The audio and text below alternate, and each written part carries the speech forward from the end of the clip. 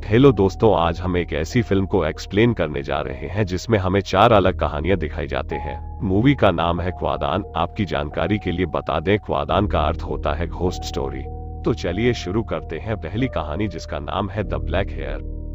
Movie की starting में हमें दिखाया जाता है छोटे से घर को, जिसकी हालत देखकर लगता है यहाँ रहने वाले लोग काफी गरीब हैं। और हमें आगे दिखाया जाता है इस घर में एक यंग समुराई और उसकी पत्नी रहते हैं। समुराई पहले बहुत अमीर हुआ करता था, बट उसके मास्टर ने गुस्से में आकर उसकी ऐसी हालत कर दी, इसीलिए उसकी सुंदर पत्नी अब बुनाई का काम करती है और घर चलाती है।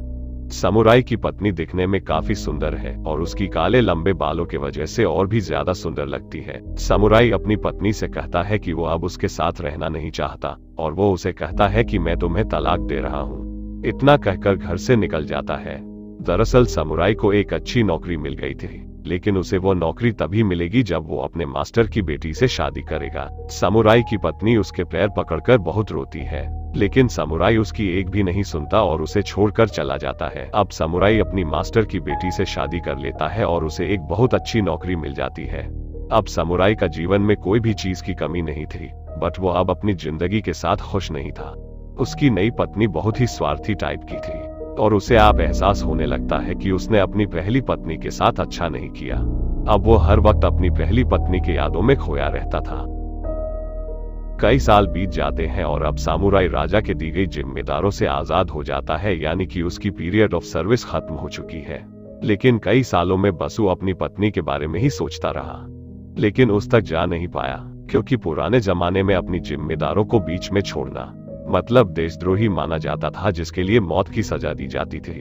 अपनी पीरियड ऑफ सर्विस खत्म होते ही समुराई रात को ही वहां से निकल जाता है और अपनी पहली पत्नी के घर आ जाता है। इतने सालों में वो घर अब खंडार बन चुका था, जिसे देखकर यह तो साफ था कि अब यहाँ कोई नहीं रहता। समुराई घर के अंदर जाता है और अपनी पत्नी को देखता है बुनाई करते हुए, और उसकी पत्नी भी उसे देखकर खुश हो जाती है। बट समुराई ये नोटिस करता है कि उसकी पत्नी बिल्कुल वैसे ही सुंदर दिख रही थी जैसे पहले दिखा कर दी थी। और समुराई यह भी नोटिस करता है कि जैसे उसने छोड़कर गया था बिल्कुल वैसी ही दिख रही थी उसकी पत्नी। और वह अपनी पत्नी से माफी मांगता है, जिस पर उसकी पत्नी उसे गले लगाकर उसे माफ कर देती है और वो दोनों बातें करते करते साथ में सो जाते हैं। जब सुबह समुराई की आंखें खुलती है तब देखता है कि कल रात जो घर बिल्कुल नया था उसकी पूरी छत टूटी हुई थी, जिससे सूरज की रोशनी तक घर के अंदर आ रही थी। फिर जब वो बगल में सोई हुई अपनी पत्नी की ओर देखता है, जिसका चेहरा काले लंबे बालों से ढका हुआ था, और जैसे उसकी चेहरा देखने के लिए उसकी बालों को हटाता है और उसे कुछ ऐसा दिखाई देता है, जिसे देखकर वो जोर से चिल्लाता है और कमरे के कोने के ओर भागने लगता है। कल रात जिसके साथ वह सोया था वह उसकी पत्नी का कंकाल था, जो ना जाने कितने सालों से वहीं पर पड़ा हुआ था। फिर उसके बाद समुराई डरे हुए बाहर जाने के लिए धीरे से दरवाजे को खोलने लगता है, बट दरवाजा नहीं खुलता और समुराई देखता है कि उसकी पत्नी की कंकाल में से वो बाल हिलने लगते हैं और समुराई पर हमले कर देते हैं।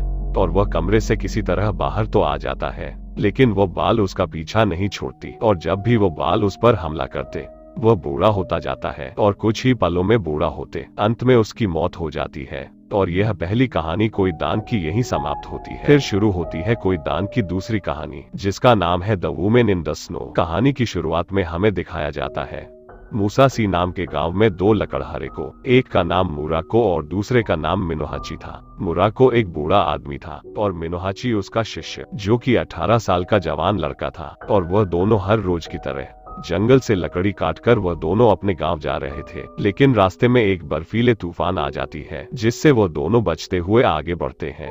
बट बर्फीले तूफान ज्यादा होने के कारण वह दोनों लकड़ियां वही छोड़कर वहां से भागने लगते हैं, लेकिन तूफान के सामने टिक नहीं पाते और उन्हें जंगल के बीच में एक छोटा सा झोपड़ा दिखता है, जिसमें वो दोनों तूफान से बचने के लिए घुस जाते हैं।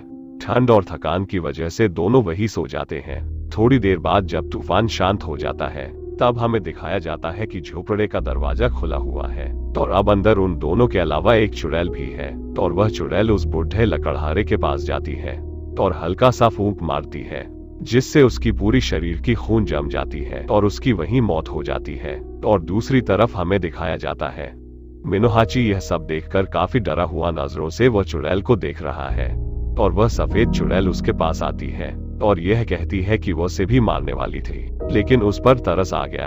अगर उसने किसी को भी उसके बारे में बताया तो वह उसे भी मार देगी। इतना कहकर वह चुड़ैल झोपड़े से बाहर चली जाती है। इस हादसे को बीते हुए 1 साल हो जाते हैं, लेकिन मिनोहाची इस हादसे के बारे में किसी को भी कुछ नहीं कहता और वो अपनी जिंदगी को पहले के जैसा जीने लगता है। हर रोज जंगल से लकड़ियां काटकर गांव में बेचने लगता है। लेकिन एक शाम लकड़ियां काटकर वापस लौटते वक्त उसकी मुलाकात एक बहुत ही खूबसूरत लड़की से होती है और रात होने वाली थी, इसीलिए मिनोहाची उसे अपने घर रहने के लिए ऑफर करते हैं।